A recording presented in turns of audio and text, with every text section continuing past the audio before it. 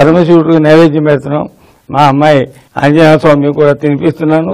ఆ తర్వాత కూడా మెక్కుతూ కానీ ఆ అమ్మాయికేమో మా అమ్మాయికి తినిపిస్తాను అని ఆ అమ్మాయికి చెప్పు, నాకు మాత్రం మెక్కుతూ కానీ నాతో చెప్పు. చేస్తున్న పని అదే కదా. అసలు శివరాత్రి ఈ రోజు ఎందుకు చేయాలి బాబాయ్? ఎందుకంటే శివరాత్రికి ఒక ప్రత్యేకత ఉంది. ఏంటో? లింగోద్భవ సమయం అయిన రోజున కనుకనే దీన్ని శివరాత్రి అని అన్నారు. ఈ ప్రత్యేకమైన శివరాత్రి రోజున శివపార్వతులకి కూడా కళ్యాణం కూడా జరిగిందనమాట. ఆనందంతో శివుడు తాండవం చేశాడు. ఆ శివతాండవంతో అనేక రకాల సంగీతాలు వచ్చాయి, నృత్యాలు వచ్చాయి, కళలన్నీ అభివృద్ధి చెందాయి. అర్థమైందా? శివరాత్రికి ఆ ప్రత్యేకత ఉంది. ఇప్పుడు మనం రత్నపురి హల్వా చేయబోతున్నాం. చేయి కాదు, చేయబోతున్నాం అంటే నీతో చేయిస్తాను అని అర్థం. ఒక్కరోజన్నా మీ కూతురుతో చేయించొచ్చుగా. అలాగా లాభం లేదు, ఎందుకంటే ఆ అమ్మాయి శాసన పేరు. చిన్నప్పటి నుంచే మీరు పాటలు పాడటం? ఓహో, 5th క్లాస్ నుంచి పాడేదాన్ని. సంగీతం నేర్చుకుంటున్నా అప్పటి నుంచి. ఏ ఊరండి? మాది కాకినాడ. ఓ కాకినాడ కాజా కాజా. అది అతను మీద ఎలాగే అనిపిస్తుంది కదా. అవునవును, కాకినాడ కాజాల మధురంగా ఉంటుంది. అవునవును. ఆ విస్తరాకు తీసేసి ఆ గడ్డలన్నీ కూడా బాగా కనపాలి, అంటే మెత్తగా తయారు చేయాలి. ఓహో, అర్థమైందా? అర్థమైంది. మీ ఇంట్లో మీరు వంట చేస్తారా? ఓ చాలా బాగా చేస్తా. అవునా? మీకు ఫస్ట్ వంట ఎవరు నేర్పించారు? మా ఆయన. చూసా బాబాయ్, వాళ్ళ ఆయన ఫస్ట్ వంట నేర్పించాడంట. అంటే ఇప్పటికి భారతదేశంలో మొగుళ్ళే వంట చేస్తున్నారు.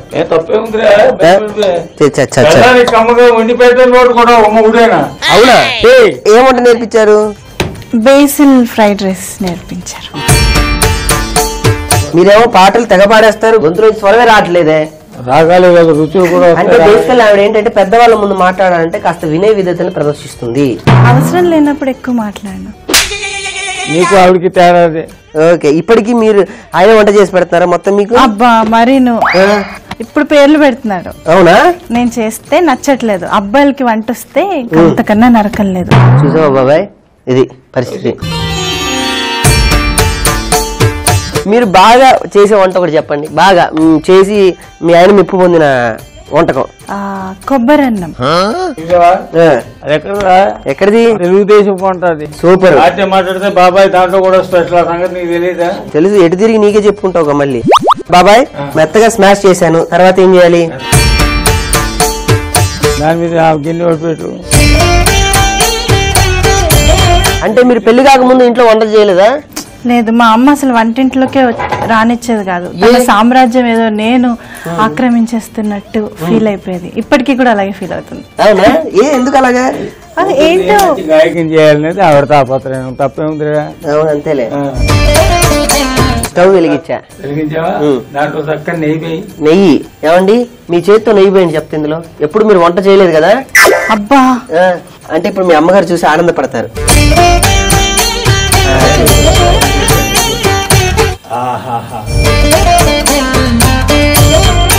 మీరు ఫస్ట్ పాడిన పాట ఏంటి?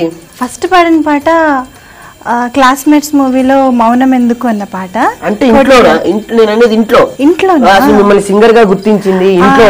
అది ఈ రోజుల్లో, ఆ రోజుల్లో అలా గుర్తింపు ఇంట్లోంచి వచ్చేది కదా, బయట నుంచి వచ్చేది. అవునా? మీ అమ్మాయి వాయిస్ చాలా బాగుంటుందండి, సంగీతం నేర్పించకూడదు అనేవారు ఆ రోజు. కంపెనీస్ మీరు గుర్తించారేంటి?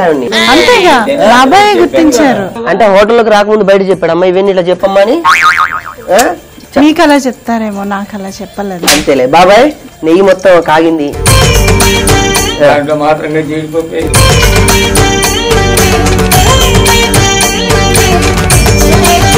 ఫస్ట్ మీరు అసలు ఎలా సినిమాలో పాట పాడారు? అసలు ఎలా జరిగింది అది? బీటెక్ చదువుతున్నప్పుడు ఆడిషన్స్ కి వెళ్ళాను కోటి సార్ దగ్గరికి. ఆ తర్వాత కొంచెం టిప్స్ చెప్పి సార్ మళ్ళీ రమ్మన్నారు ప్రాక్టీస్ చేసి.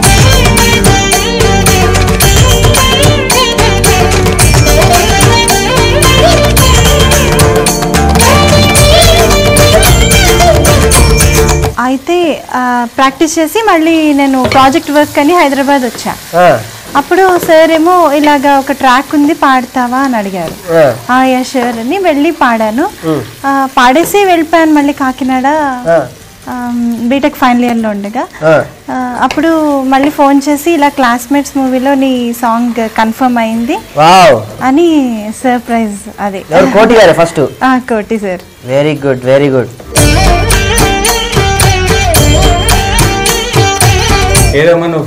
మౌనమెందుకు మాట్లాడవెందుకు దూరమెందుకు దరి చేరవెందుకు ఎదమారు మూల ఉన్న మాట దాచి ఉంచకు ఎదవేణు దివలపు దాటి చేరవెందుకు ఆ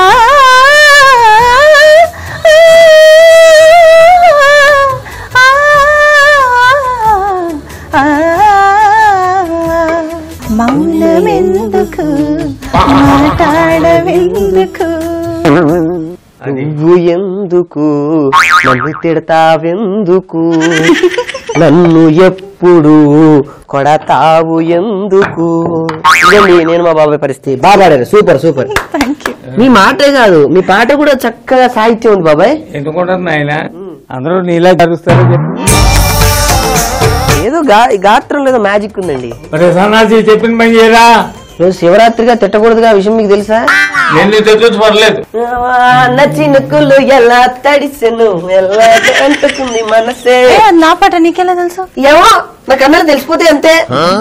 సన్నాసి నీకే కదా.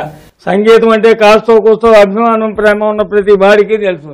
వాడికి ఏదో పెద్ద మేధావిలో ఫీల్ అయిపోతుంది. మీరే పాడేటట్టుగా ఈ పాట బ్రహ్మాండంగా పాడారండి. ఆహా బాబాయ్ పాడేటప్పుడు పాటే కాదు బాబాయ్, అక్కడ హీరో హీరోయిన్లు ఎలా యాక్ట్ చేస్తున్నారో దానికి తగ్గట్టు పాడటం అనేది కూడా ఒక అద్భుతమైనటువంటి కళ అని నేనేమంటా. మరి మీరేమంటారు? అది చిత్రీకరించుకోవడం అనేది డైరెక్టర్ హెడ్ ఏక్. నీకెందుకురా అంతే అంటావా? ముందు దీంట్లో పంచదార. ఓకే మా కోసం ఆ పాట ఒకసారి పాడొచ్చుగా. ఒక్క నిమిషం ఆ పంచదార ఇచ్చి పాడుతుంది. నువ్వు మాత్రం ఇది మాడకుండా అంజనా నేను ఉన్నానని భయం గాని ఆ భక్తి గాని చేయించి అసహ్యం పట్టుకుండా ఉంటే చాలు. కలుపు కలుపు బాగా కలుపు. వాన చినుకలు ఇట్ట తడిపితే ఎట్టాగా ఆగుతుంది వయసే నీటి చురకలు అట్ట తగిలితే ఎట్టాగా లొంగుతుంది సొగసే ఆగవమ్మో అంత దొరసే అరే అబ్బాయి అంటే ఎంత అలసే నీకు కళ్ళాలు వేసి అల్లాడించాలని వచ్చా వచ్చా వచ్చా అన్ని తెలిసి వాన చినుకలు ఇట్ట తడిపితే ఎట్టాగా ఆగుతుంది వయసే నీటి చురకలు అట్ట తగిలితే ఎట్టాగా లొంగుతుంది సొగసే. దాంట్లో వేస్తున్నా బాబాయ్. ఏమండి నాకు ఒక కోరిక ఉంది, చివరిగా ఈ ప్రోగ్రామ్ అయిపోయేంత వరకు అది అడిగి ఎలాగైనా నేను ఆ కోరిక తీర్చుకుంటాను. అంత సౌమ్యమైనటువంటి ఆ గాత్రం నుంచి ఆ పాట వినాలనేది నాకు. ఈ రోజు విప్లవాలు మాట్లాడొద్దు. సన్నుది చేయరా అలా అది ఇంకొక పాట శివుడి మీద చక్కగా. ఓకే.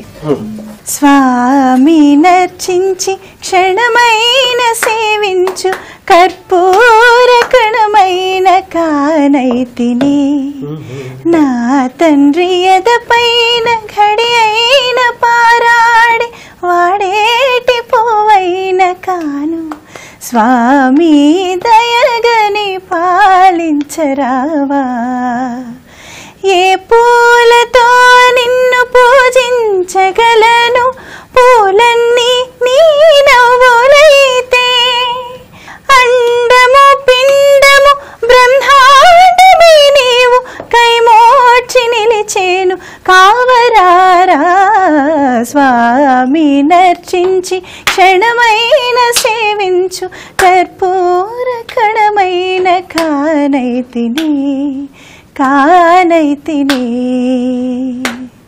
ఏ పూలు తేవాలి నీ పూజకు. ఎంత చక్కగా పాడింది కదా బాబాయ్. ఎన్నాళ్ళు ఒక మంచి మాట వచ్చిందిరా నీ నోటమాట.